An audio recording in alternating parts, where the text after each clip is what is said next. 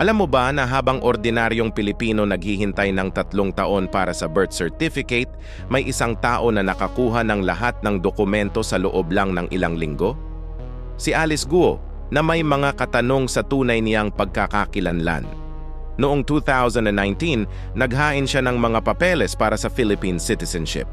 Habang mga kababayan natin pumipila sa mahabang linya, ang kanyang mga dokumento ay dumaan sa express lane. PSA birth certificate? Approved agad. Passport? Walang tanong. Voters registration? Instant. Paano nangyari ito? May mga opisyal sa loob na tumutulong.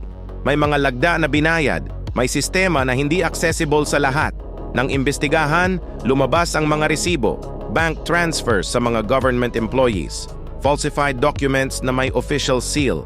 Habang si Juan de la Cruz naghihintay ng matagal para sa simpleng NBI clearance, si Guo nakakuha ng buong Filipino identity overnight. Ito ang dalawang sistema ng hustisya sa atin.